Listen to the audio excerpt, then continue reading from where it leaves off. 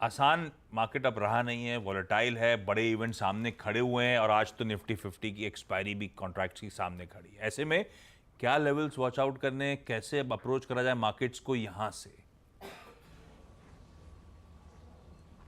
देखिए आशीष, कल की जो आखिरी की 1.5 घंटे की रिकवरी थी ना, उसने एक चीज़ आपके लिए वापस अच्छी कर दी।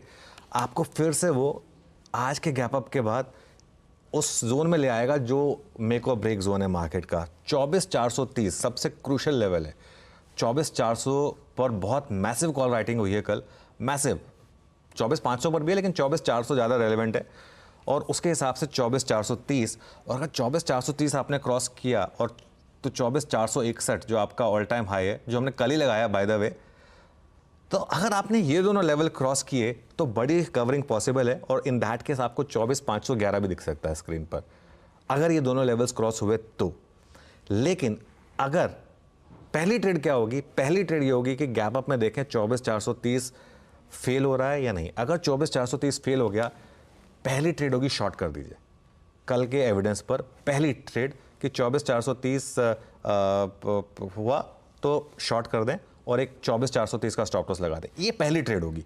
उसके बाद लोअर लेवल पर देखिए सपोर्ट आ रहा है या नहीं आ रहा है। सपोर्ट कहाँ पर है? पहला सपोर्ट 24,228 पर, वो ऑप्शन का बेस है। और बड़ा सपोर्ट आपका 24,120 से 24,190 जहाँ पर कल का लो है और 10 डे एक्सपोनेंशियल मूविंग एवरेज है। अगर ये जोन क्रॉस ब्रेक होने लगा ना आशीष, तो हम एक बार के लिए 23,800 तक भी जा सकते हैं जहाँ आपका 20 डे है, जो आपके लिए बेस्ट बाइंग अपॉर्चुनिटी होगी पोजिशनली। लेकिन one step at A time. करना क्या है आपको?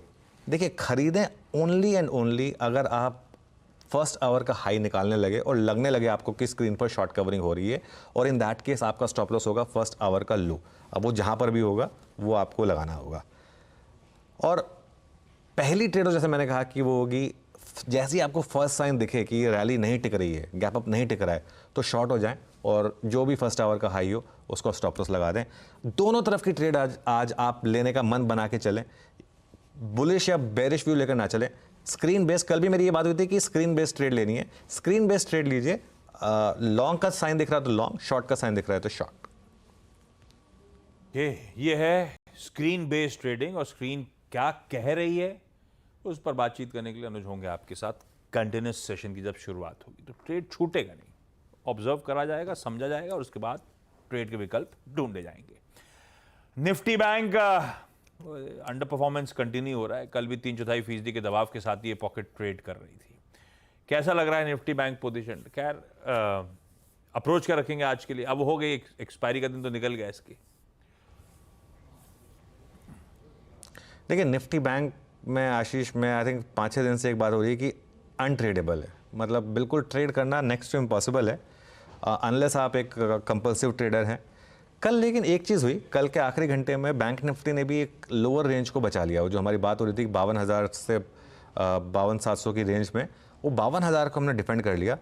लेकिन 51,800 मेक और ब्रेक जोन है बैंक निफ्टी के लिए। 51,800 पर आपका 20 डे एक्सपोनेंशियल मूविंग एवरेज है। अपसाइड के लिए 53,000 क्रॉस करना ज़रूरी है। जब तक 53,000 क्रॉस नहीं होगा तब तक सारी रैलीज नर्वस होंगी और सस्पेक्ट होंगी। हाँ, अगर 53,000 क्रॉस होने लगा तो स्ट्रेंथ बढ़ेगी बैंक निफ्टी में। तो इसके लिए बैंक निफ्टी में दो ऑप्शन है आपके पास, या तो स्ट्रिक्टली इंट्राडे ट्रेड करें या फिर इंडिविजुअल स्टॉक्स पर ट्रेड करें, वो बेटर रहेगा। बैंक निफ्टी पर मैं आज कोई लेवल बेस्ड ट्रेड नहीं दे रहा हूँ, दो कारणों से।